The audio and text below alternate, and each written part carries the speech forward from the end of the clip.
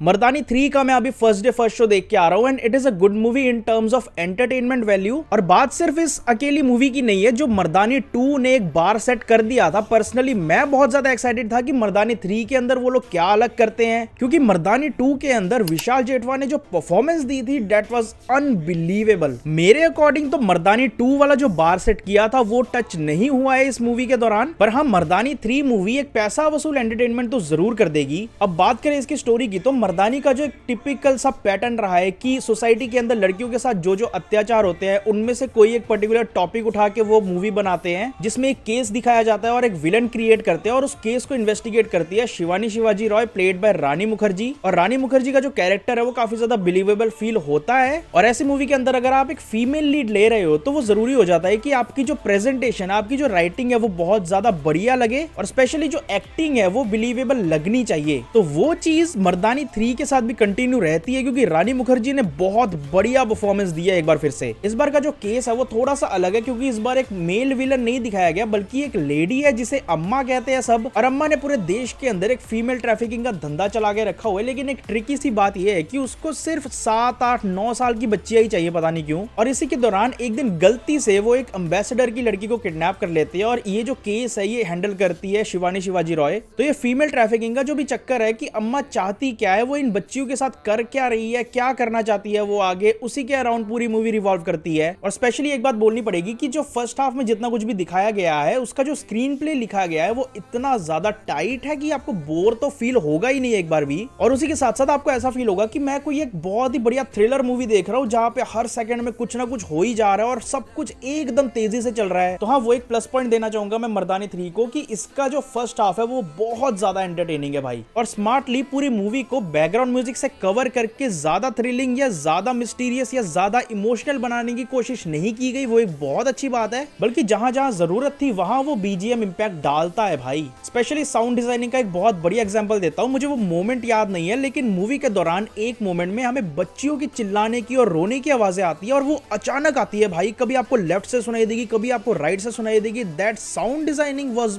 My God. और PVR का Dolby Atmos तो भाई पता ही आपको कितना अच्छा होता है। एक और पॉजिटिव पॉइंट, अम्मा का जो मेन गोल है वो क्या है वो फर्स्ट हाफ में नहीं पता लगता, सेकंड हाफ में भी एंड तक पता ही नहीं लगता यार। लेकिन यही जो पॉजिटिव एस्पेक्ट है वही नेगेटिव में कन्वर्ट हो जाता है जब हमें पता लगता है कि एक्चुअल में अम्मा चाहती क्या थी इन लड़कियों के साथ। और एंडिंग वाला जो रिवील है वो इतना कन्विंसिंग फील नहीं होता कि अम्मा उन लड़कियों के साथ क्या करना चाहती थी। अब आई होप मैं वैसा साउंड तो नहीं कर रहा कि मैं चाहता था कि लास्ट में कुछ बहुत ही बुरा होता उनके लिए, बट एक मूवी की ड्यूटी होती है कि अगर आपने थ्रू आउट द मूवी किसी चीज को सस्पेंस बना के रखा है तो उसका जो रिवील है वो कन्विंसिंग होना चाहिए, जो पर्सनली मुझे उतना कन्विंसिंग नहीं लगा। और सेकंड हाफ भी थोड़ा सा वैसा ही फील हुआ मेरे को। अब अगर मैं बात करूं तो मेरे हिसाब से मर्दानी का जो एक सबसे बड़ा पॉजिटिव एस्पेक्ट है वो है इसके विलन्स, क्योंकि एज एन ऑडियंस हमें ये पता है कि शिवानी रॉय लास्ट में जाके विलन को पकड़ लेगी, उसको मार देगी, लेकिन वो चीज और ज्यादा ग्रैंड दिखाने के लिए आपका विलन स्ट्रांग होना बहुत जरूरी है। और जैसा मैंने पहले बोला कि मर्दानी 2 के अंदर विशाल जेठवा का जो परफॉर्मेंस था भाई, वो देख के मेरे को ऐसा फील हुआ कि इतना डेडिकेटेड कोई कैसे हो सकता है अपने कैरेक्टर को लेके। आप एक बॉलीवुड की सीनियर एक्ट्रेस के सामने एक जूनियर एक्टर होते हुए भी एक ऐसा रोल निभा रहे हो जो इतना ज्यादा नेगेटिव है और आप उस कैरेक्टर को इस तरह से निभाते हो कि रानी मुखर्जी को भी ओवरशैडो कर दो। आप उस बंदे को मर्दानी 2 के अंदर इतना ज्यादा क्रीपी दिखाया, उस बंदे का परफॉर्मेंस देख के आप हिल जाओगे कि यार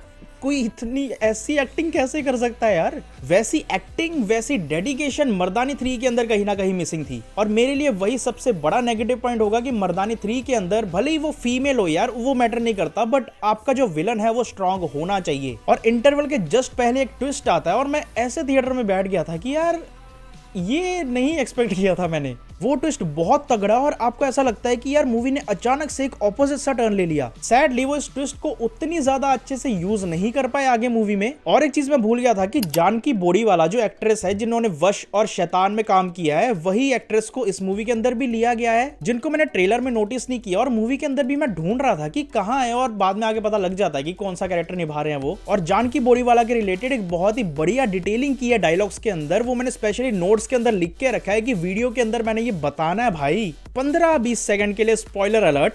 तो एक सीन में जानकी बोरीवाला रानी मुखर्जी को पूछती है कि आप कहां जा रहे हो, और रानी मुखर्जी रिप्लाई में बोलती है उस डायन और शैतान को वश में करने। शैतान मूवी, वश मूवी, जानकी बोरीवाला ने इन दोनों में काम कर रखा है। मतलब आया ना समझ? ये इंटेंशनली ही किया होगा और ये चीज मुझे बहुत तगड़ी लगी क्योंकि ऐसी चीजें यार कभी कभी दिमाग में रह जाती हैं। और स्टोरी की राइटिंग थोड़ी सी और बेटर हो सकती थी क्योंकि सेकंड हाफ के अंदर एक और ट्विस्ट आता है जो थोड़ा सा फोर्स्ड फील होता है कि हाँ ये वाला ट्विस्ट तो ऑडियंस का वाला रिएक्शन देखने के लिए डाला गया हो, वो पता लग जाता है। बट वो स्टोरी को और भी अलग तरीके से लिंक कर सकते थे, उस ट्विस्ट की वहां जरूरत नहीं होती क्योंकि वो थोड़ा सा लूप होल्ड वाला फील दे देता है आपको। क्लाइमैक्स वाला सीन वाज गुड क्योंकि वो जो पूरा सीक्वेंस है वो एक टेंशन वाला माहौल बना देता है आपके लिए। फाइनल वर्डिक्ट अगर इस मूवी का निकालना हो तो मर्दानी 3 was definitely a very good movie जो आपको एक बार जरूर देखनी चाहिए। और लास्ट में आते आते एक मैसेज भी डिलीवर हो जाता है कि सोसाइटी के अंदर जितना कुछ भी गलत हो रहा है, इनजस्टिस हो रहा है, वो सिर्फ लड़कियों के साथ ही क्यों होता है इंडिया के अंदर। पर बात ये भी है ना कि इस क्वेश्चन का आंसर अगर इतनी आसानी से मिल जाता तो ऐसी मूवीज बनाने की जरूरत ही ना पड़ती यार इंडिया में। बाकी वीडियो अगर आपको अच्छी लगी हो तो चैनल को सब्सक्राइब करके बेल आइकन दबाना मत भूलना और मैं आपको मिलता हूं नेक्स्ट वीडियो में।